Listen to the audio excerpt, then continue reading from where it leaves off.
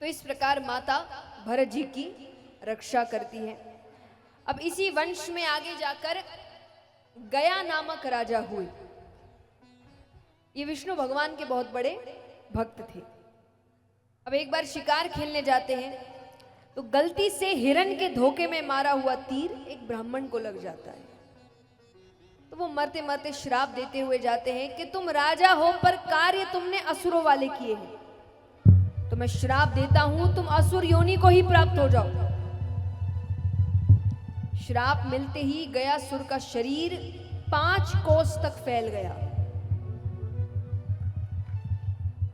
गयासुर का शरीर 5 कोस तक फैल गया। पर जो भगवान के भक्त होते हैं उनकी बुद्धि जल्दी से भ्रष्ट नहीं होती। अब उनको लग रहा है इस रूप में जाऊंगा तो प्रजा डर जाएगी, तो वन की ओर जाते हैं, तपस्या करते हैं, ब्रह्मा जी को प्रसन्न करते हैं। ब्रह्मा जी ने कहा क्या चाहिए वरदान में? बोले मुझे वरदान दीजिए। अब जिस चीज का उसको डर था कि मुझे देखकर लोग डर जाएंगे, उसने वरदान ऐसा मांगा कि लोग उसको देखने आए, तो वो कहे मेरे दर्शन मात्र से जीव का कल्याण हो, जो मुझे देख ले वो स्वर्ग जाए। ब्रह्मा जी ने कहा तथास्तु। अब अपने राज्य वापस आए। अब बात आग की तरफ फैलने लगी। अब दूर दूर से लोग उसे देखने आ रहे हैं। पापियों की मौज थी। अब यहां नरक खाली होता गया, सब स्वर्ग पहुंच रहे हैं, संतुलन बिगड़ने लग गया। देखिए जीवन और दुनिया, प्रकृति, ये सब संतुलन पर चलती है। ऐसा कोई युग नहीं था, ऐसा कोई समय नहीं था जब सिर्फ अच्छे ही अच्छे लोग थे या सिर्फ अच्छाई थी बुराई थी नहीं। और ऐसा भी कोई युग या ऐसा कोई समय नहीं था जब सिर्फ बुरे ही बुरे लोग थे या सिर्फ बुराई थी। ये दोनों हमेशा रहते, क्योंकि यही संतुलन है। तो चीज संतुलित होनी चाहिए। अब संतुलन बिगड़ रहा है तो भगवान आते हैं। अब भगवान उसको बता रहे हैं कि उसकी वजह से संतुलन बिगड़ रहा है। तो भगवान ने कहा कि मुझे तुम्हें मारना पड़ेगा, तो कोई आखिरी इच्छा है तो बताओ।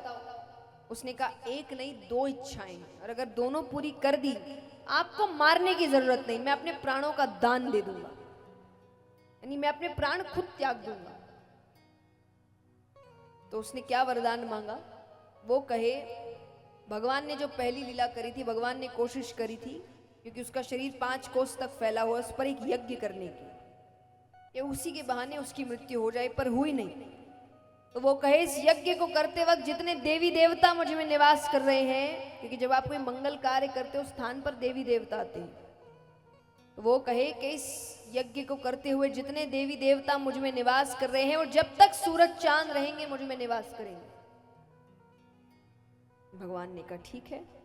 दूसरी इच्छा, बोले ऐसे तो श्राद्ध इत्यादि करने से मुक्ति मिल जाती है, पर कोई ना कर पाए, सामर्थ्य ना हो, तो कोई अगर मेरे धाम में आकर इतना कह दे कि हे भगवान मेरे पितृेश्वरों को मुक्ति दीजिए, तो आप उनके पितृेश्वरों को मुक्ति प्रदान करेंगे।